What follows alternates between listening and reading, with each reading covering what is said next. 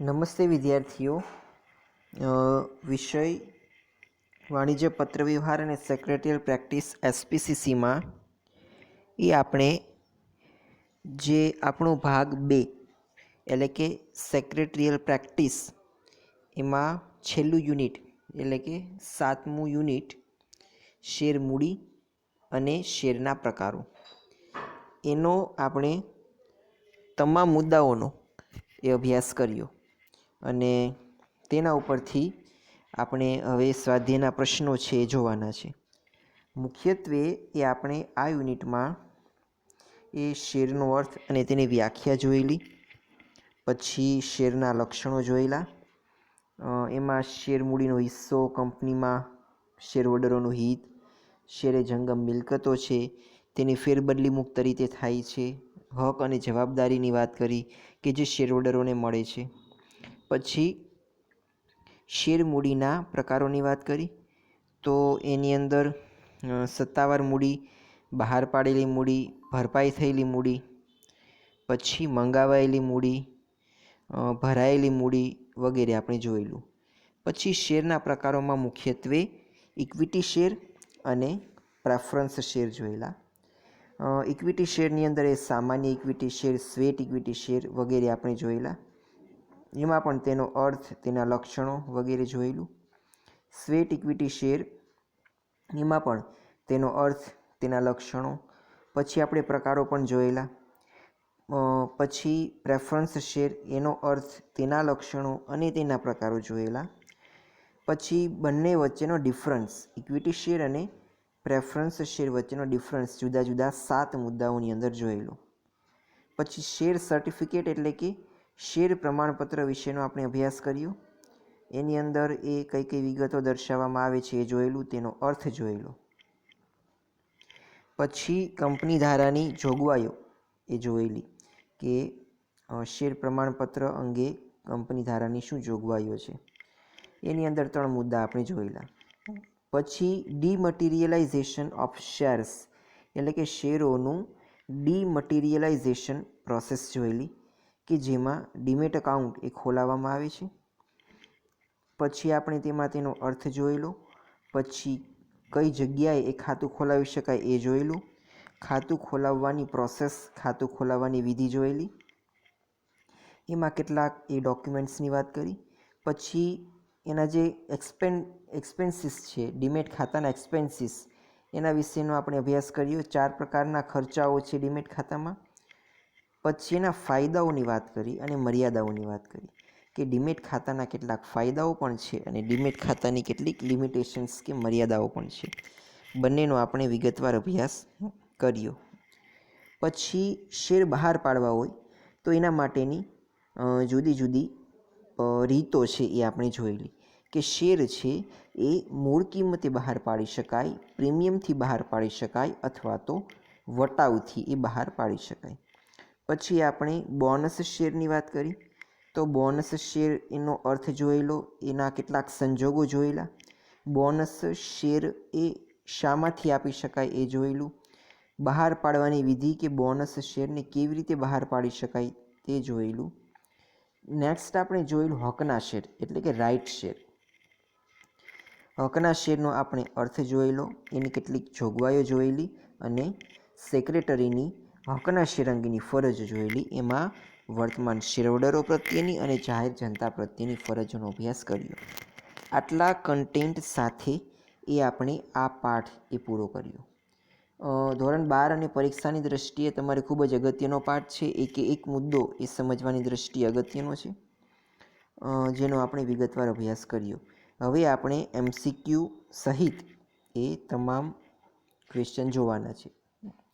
Company તેના એકઠા થયેલા નફામાંથી કોઈ પણ અવેજ વગર વર્તમાન શેરહોલ્ડરોને પ્રમાણસર આપવામાં આવતા વધારાના શેરને શું કહેવાય? તો આ પ્રકારના શેરને ઇક્વિટી શેર તો ન કહેવાય, પ્રેફરન્સ શેર, કારણ કે એ શેરના 2 પ્રકારો છે અને એ ઇક્વિટી શેરહોલ્ડરોને આપવામાં આવે છે, પ્રેફરન્સ શેરહોલ્ડરોને આપવામાં આવે છે. તે શેર એ કંપની IPO બહાર પાડીને એ શેરહોલ્ડરો પાસેથી નાણાં લેતી હોય છે, પણ બદલામાં અહીંયા અવેજ લેવામાં આવે છે.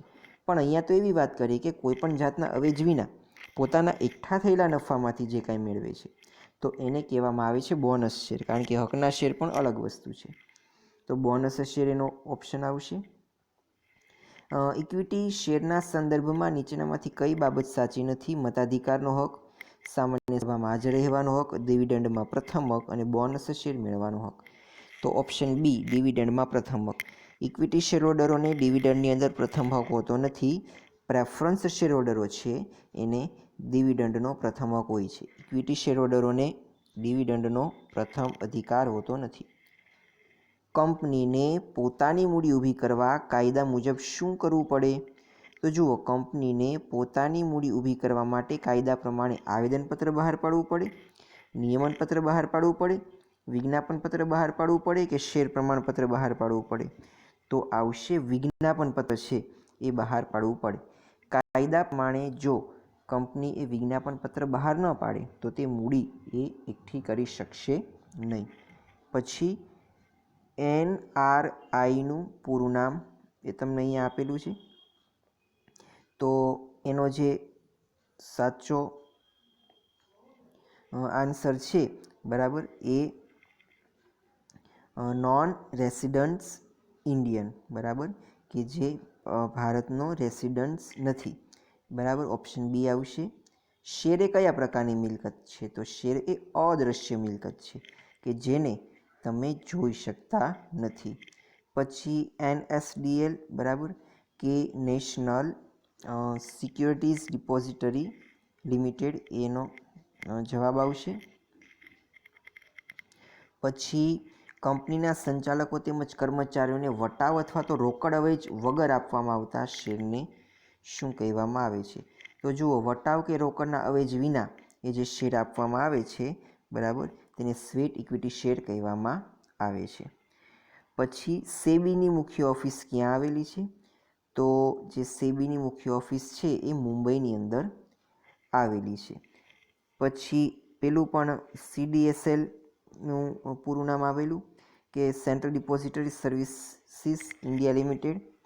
પછી ડીપી કોને કહેવાય છે? તો ડીપી એટલે કે ડિપોઝિટરી પાર્ટિસિપન્ટ, બરાબર, તેને ડીપી કહેવામાં આવે છે. Option C, depository participant. પછી બોનસ શેર બહાર પાડ્યા પછી કેટલા માસમાં બોનસ પત્ર કંપની રજિસ્ટ્રાર સમક્ષ નોંધાવવું જોઈએ? તો 1 માસની અંદર. સેબીનું પૂરું નામ તો કે securities and exchange board of India, એટલે કે બી ઓપ્શન આવશે. હવે આવે છે કંપનીને કેટલા પ્રકારની મૂડીની જરૂરિયાત ઉદ્ભવે છે? તો એમાં જે શેર મૂડીના પ્રકારો છે એના તમારે નામ લખવાના છે. સત્તાવાર મૂડી આવેદનપત્રની કઈ કલમમાં દર્શાવવામાં આવે છે? તો સત્તાવાર મૂડી એ આવેદનપત્રની સ્થાપનાની કલમની અંદર દર્શાવવામાં આવે છે. સામાન્ય રીતે સ્વેટ ઇક્વિટી શેરની કેટલા વર્ષ સુધી ફેરબદલી થઈ શકતી નથી? તો એટલીસ્ટ 3 વર્ષ સુધી એ ફેરબદલી થઈ શકતી નથી. શેર હોલ્ડરો માટે પ્રાથમિક પુરાવા તરીકે શું હોય છે? તો શેર હોલ્ડરો માટે પ્રાથમિક પુરાવા તરીકે શેર પ્રમાણપત્ર એ હોય છે. શેર પ્રીમિયમ એ કંપની માટે શું છે? તો શેર પ્રીમિયમ એ કંપની માટે એક પ્રકારનું અનામત છે, જામીનગીરી ભંડોળ છે અને એ કંપનીએ દેવું પડે છે. કયા પ્રકારના રોકાણકારો પ્રેફરન્સ શેર ખરીદવાનું પસંદ કરે છે? હવે જુઓ, પ્રેફરન્સ શેરનો અર્થ જેવો થાય છે કે પસંદગીના શેર. જે શેરહોલ્ડરો છે એ નિશ્ચિત આવક મેળવવા માગતા હોય, એટલે કે કોઈ પણ જાતનું જોખમ લેવા માગતા ન હોય અને પોતાની મૂડીની સલામતી ઈચ્છતા હોય, એવા પ્રકારના રોકાણકારો છે એ પ્રેફરન્સ શેર ખરીદવાનું વધારે પસંદ કરે. કારણ કે ઇક્વિટી શેર છે એની અંદર તો એક પ્રકારનું જોખમ હોય છે, બરાબર, ડિવિડન્ડનું પણ જોખમ હોય છે અને મૂળ નાણાંનું પણ જોખમ હોય છે. તો આવા લોકો ઇક્વિટી શેર નહીં પરંતુ પ્રેફરન્સ શેરે ખરીદશે. વટાવથી બહાર પાડેલ શેર કોને કહેવાય? કે જ્યારે મૂળ કિંમત કરતાં ઓછી કિંમતે શેર એ બહાર પાડવામાં આવે તો એને વટાવથી શેર બહાર પાડ્યા એમ કહેવાય છે. સ્થિર મિલકતોની ખરીદી માટે કયા પ્રકારની મૂડીની જરૂરિયાત ઉદ્ભવે છે? તો લાંબા ગાળાની મૂડી હોય તો તમે સ્થિર મિલકતની ખરીદી કરી શકો છો. પ્રેફરન્સ શેરના પ્રકારો, તો એના તો 2 જ પ્રકારો છે. 20 વર્ષથી પહેલાં પરત કરી શકાય અને 20 વર્ષ બાદ પરત કરી શકાય. ડીમટીરિયલાઇઝેશન એટલે શું? કે ભાઈ ઇલેક્ટ્રોનિક માધ્યમોનો ઉપયોગ કરીને જે શેરના ટ્રાન્ઝેક્શન્સ છે એ કરવામાં આવે છે. કંપનીએ બહાર પાડેલ શેરમાંથી જેટલા શેર માટે અરજી મળે તે રકમને શું કહેવાય? કંપનીએ જે શેર બહાર પાડ્યા છે એમાંથી જેટલા શેર માટે અરજી મળે છે તેને ભરપાઈ થયેલી મૂડી કહેવામાં આવે છે. કંપનીને ચાલુ મૂડીની જરૂરિયાત કયા કારણોસર ઉદ્ભવે છે? તો જુઓ, કંપનીને ચાલુ મૂડીની જરૂરિયાત એ ઘણા બધા કારણોસર ઉદ્ભવે છે. રોજબરોજના વ્યવહારો કરવા માટે કંપનીને ચાલુ મૂડી એ જરૂર પડે છે. પછી શેરનો અર્થ અને તેની વ્યાખ્યા, તો એ પણ બહુ સરળ સવાલ છે. શેર કોને કહેવાય? તો કંપનીની જે મૂડીનો એક નાનકડો એવો ટુકડો છે કે હિસ્સો છે તેને શેર કહેવામાં આવે છે. શેર એ શેરહોલ્ડરોના કંપની પ્રત્યે હક અને જવાબદારી સૂચવે છે. વિધાન સમજાવો. હવે જો, કંપની પ્રત્યેનો હક અને જવાબદારી સૂચવે છે. જવાબદારી એટલે કે નાણાં પૂરા પાડવાની જવાબદારી, કે જેટલાનો શેર ખરીદ્યો છે એના નાણાં પૂરા પાડવા છે. અને હકની વાત કરી છે, તો જે કાંઈ હક છે એનો, કંપનીનો જે કાંઈ હક છે તેની જવાબદારી એ સૂચવે છે. કંપની પ્રત્યેના શેરહોલ્ડરોને કેટલાક હક મળે છે, બરાબર. જે શેર ખરીદ્યા હોય એના ઉપર તેને હક મળે છે એ સૂચવે છે. ઇક્વિટી શેરહોલ્ડરોને મળતું ડિવિડન્ડ એ કંપનીના નફા સાથે સંબંધ ધરાવે છે. વિધાન સમજાવો. સીધી જ વાત છે. નફો મળે તો ડિવિડન્ડ મળે અને નફો ન હોય તો પછી ડિવિડન્ડ આપી ન શકાય, કારણ કે ડિવિડન્ડ એક પ્રકારનો નફો જ છે. જો કંપની નફો કરે તો એ પોતાના નફાને તેના શેરહોલ્ડરો વચ્ચે ડિવિડન્ડના સ્વરૂપમાં વહેંચે, અન્યથા શેરહોલ્ડરોને ડિવિડન્ડ મળે નહીં. તો આ રીતે ઇક્વિટી શેરહોલ્ડરોને મળતું ડિવિડન્ડ છે એ કંપનીના નફા સાથે સંબંધ ધરાવે છે. અન્ય ઇક્વિટી શેરના પ્રકારો જણાવો. તો એની અંદર પણ ઘણા બધા પ્રકારો, બોનસ શેર ને હકના શેરની વાત કરી એ બધા. સ્વેટ ઇક્વિટી શેર, શેર દ્વારા સંચાલકો તેમજ કર્મચારીને મળતા ફાયદા જણાવો. એના ઘણા બધા મુદ્દા છે, એમાંથી તમારે 1-2 મુદ્દા અહીંયા લખવાના છે. શેર પ્રમાણપત્ર એ શેરહોલ્ડરો માટે પ્રાથમિક પુરાવો છે, સમજાવો.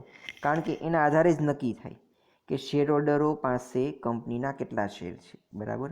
હવે જુઓ, શેર જે ધારણ કરનાર વ્યક્તિ છે, બરાબર, એનું નામ, એને ધારણ કરેલા શેર, તમામ વિગતો એ શેરના પ્રમાણપત્રની અંદર દર્શાવવામાં આવેલી હોય છે. કંપની ધારાની જોગવાઈ પણ લખાવી છે, એટલે કે સમજાવી છે. ડીમેટ ખાતું ક્યાં ખોલાવી શકાય? તો ક્યાં ખોલાવી શકાય? તો જે બેન્કો છે કે નાણાકીય સંસ્થાઓ છે, ડિપોઝિટરી છે, તેની પાસે તમે ખોલાવી શકો છો. ડીમેટ ખાતાના ખર્ચાઓ છે, જાળવણી ખર્ચને, મેન્ટેનન્સ ખર્ચને બધું તમારે લખવાનું છે. બોનસ શેર બહાર પાડવાના સંજોગો જણાવો, તો એ પણ તમારે અહીંયા લખવાનું છે. જે મુદ્દો આપણે વ્યવસ્થિત અગાઉ સમજાવેલો છે. ત્યારબાદ જે મોટા પ્રશ્નો છે એ તમારે જાતે કરવાના છે, કારણ કે આમાં બહુ કંઈ લોજિક નથી. ટાઇટલ જ તમને આપી દીધા છે જે આપણે ટેક્સ્ટ બુકમાં સમજેલા છીએ પ્રશ્નો પ્રમાણે, અને વિસ્તારપૂર્વક જવાબ એમાં પણ એ જ રીતનું છે. તો વિદ્યાર્થી મિત્રો, આજનો લેક્ચર એ આપણે અહીંયા સુધી રાખીએ છીએ. આજનું તમારું હોમવર્ક છે એમાં 12 MCQ એટલે કે MCQનો સવાલ લખવાનો છે અને તેની સામે તેનો સાચો ઓપ્શન તમારે લખવાનો છે. પછી જે નાના પ્રશ્નો છે, ટોટલ 12 પ્રશ્નો, એ તમારે એક વખત હોમવર્કમાં લખીને મોકલવાના છે. તો આજનો લેક્ચર અહીંયા સુધી રાખીએ છીએ અને આની સાથે એ આપણો એસપીમાં હવે માત્ર એક જ યુનિટ, એટલે કે પહેલા વિભાગમાં જે છેલ્લું યુનિટ છે આર્થિક દરજ્જાવાળું, એ એક જ યુનિટ બાકી રહેશે. એ પૂરું થાય એટલે આપણો એસપીનો સિલેબસ એ અહીંયા પૂરો થશે. તો આજનો લેક્ચર એ અહીંયા સુધી આપણે અટકાવીએ છીએ.